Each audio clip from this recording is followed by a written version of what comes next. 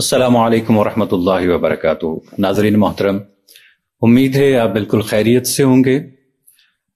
मेरी कोशिश होती है कि आपको अल्फाज के साथ, मुहावरात के साथ, तराकीब के साथ जोड़ा जाए और जो उसका माखज़ है यानी जिसकी भी वो तहकीक होती है, उन माहिरीन लिसानियात के नाम भी हम दर्ज कर देते हैं ताकि आप उस माखज़ से जुड़ सकें। अब एक तरकीब अरबी की जिसके हवाले से मैंने पिछले दिनों जिक्र किया था और उसके हवाले से सिर्फ इतना बताया था कि ये तरकीब जो है इसको इस तरह से बरतना चाहिए यानी इस्तेमाल करना चाहिए। अब उस पे बहुत से दोस्त अहबाब ऐसे हैं जिन्होंने उस पे तौज़ीहात का एक अंबार लगा दिया और फिर सिर्फ तौज़ीहात नहीं बल्कि एक तरह से वो मुनाजरा बन गया। दरअसल हमारे यहाँ इल्मी शिद्दत पसंदी पाई जाती है, इसलिए मैं बहुत दफा ये बात कह चुका हूं कि बराह करम इख्तलाफ राय रखें लेकिन शाइस्तगी के साथ। अब इंशाअल्लाह जो है ये कहना मोमिन का अहद है कि मैं फलां काम का इरादा कर रहा हूं और इसमें अल्लाह की मदद शामिल हाल चाहता हूं। लेकिन हमारे यहां जो इंशाअल्लाह का मतलब समझ लिया गया है कि भाई ये काम मैं दिल से तो नहीं करना चाहता, लेकिन अगर अल्लाह ने चाहा तो खुद ब खुद हो जाएगा। तो ये हमारा एक तरह से उमूमी तर्ज अमल बन चुका है, इसको बदलना चाहिए क्योंकि इस तरह नाउजुबिल्लाह हम कुरान और हुक्म इलाही की तौहीन के मुर्तकिब हो रहे हैं। लफ्ज को कैसे लिखा जाए या ना लिखा जाए ये इतना जरूरी नहीं है कि उस लफ्ज की जो असल बुनियाद है उस तक पहुंचा जाए। तो ये हम अल्लाह से अहद करते हैं। तो ये वो अल्फाज हैं जो अंबियाए किराम को दुआ के लिए अता हुए थे और आज हमने दुनिया में नाउजुबिल्लाह इनका मजाक बनाया हुआ है। तो हमने बात की थी कि हम गलती से तहरीर में इंशाअल्लाह यानी इंशा को जोड़ के इन और शाह को मिलाकर लिख देते हैं और इंशाअल्लाह यानी इन शाह और अल्लाह इसके और इंशाअल्लाह के माने में जमीन आसमान का फर्क है। लफ्ज इंशा जिसका मतलब है तख्लीक किया गया, लेकिन अगर इंशाअल्लाह का मतलब देखा जाए तो मतलब बनता है अल्लाह तख्लीक किया गया। नाउजुबिल्लाह। इस बात से यह भी साफ जाहिर है कि इंशा को लफ्ज अल्लाह के साथ लिखना गलत है।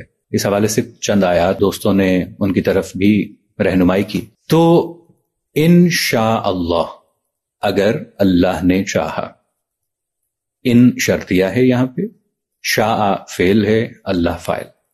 अगर इसमें कहीं पे कोई गलती आपको नजर आए तो आप मेरी भी इस्लाह कर सकते हैं। इंशाअल्लाह अगर लिखेंगे तब भी ये अल्लाह की तख्लीक के मानों में आएगा, नाउजुबिल्लाह। तो इन दोनों जुमलों में इंशा या इंशाओ इसमें मस्दर है।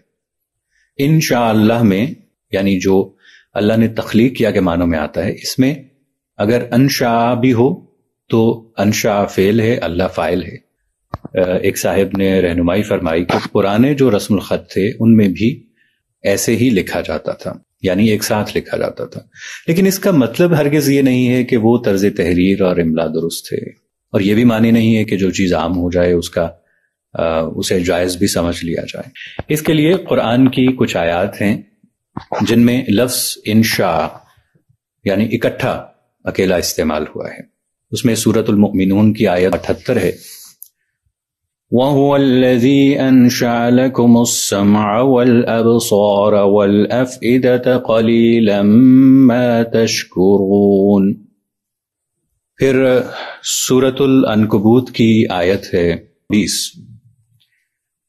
क़ुल सीरू फ़िल अर्ज़ि फ़न्ज़ुरू कैफ़ बदअल ख़ल्क़ सुम्मा अल्लाहु युनशिउन नशअतल आख़िरह इन्नल्लाह अला कुल्लि शैइन क़दीर।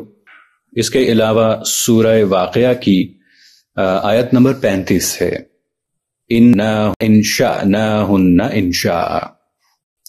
तो अब यहां पे अगर आप देखें तो इन आयात से आपको मालूम होगा कि इंशा के साथ कहीं भी अल्लाह नहीं लिखा गया, क्योंकि यह लफ्ज अलग मानी रखता है।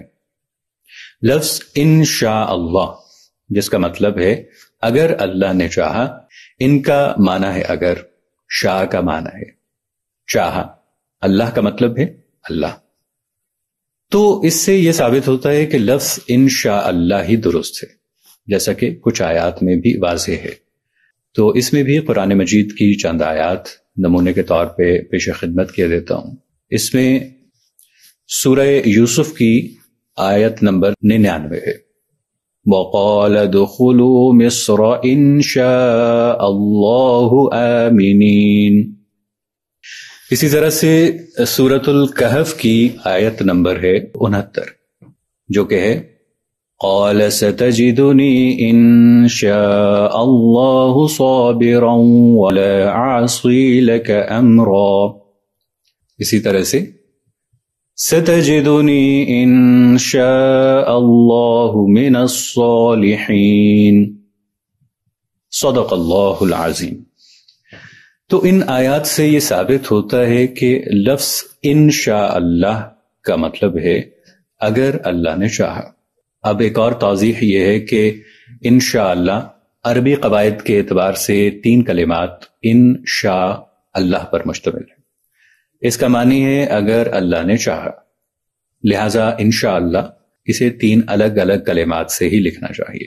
انشاءاللہ جو 2 کلمات ہیں انہیں ایک ساتھ ملا کر انشاء نہیں لکھنا چاہیے، مناسب تو یہی ہے، اور یہ مروجہ قواعد املا کے بھی خلاف ہے۔ لیکن بعض لوگ اس بات پہ اصرار کرتے ہیں کہ چونکہ پرانی تحریروں میں دونوں کلمات کو ملا کر لکھے جانے کا رواج تھا، اور پڑھنے والے سیاق و سباق سے چونکہ معنی سمجھ آتے ہیں، لہذا اس پہ غلط معنی کا وہم نہیں ہوتا، اس لیے اگر کوئی ملا کر لکھ دے تو بھی غلط نہیں ہے کہ اس کی وجہ سے لکھنے والے کو آپ برا بھلا کہیں، اس کے ساتھ آپ بدسلوکی سے پیش آئیں۔ کچھ دوستوں نے کچھ معنی تحریر کیے تھے، لیکن ان کا یہ محل موقع نہیں ہے کیونکہ وہ رسم الخط کے حوالے سے بات کر رہے تھے۔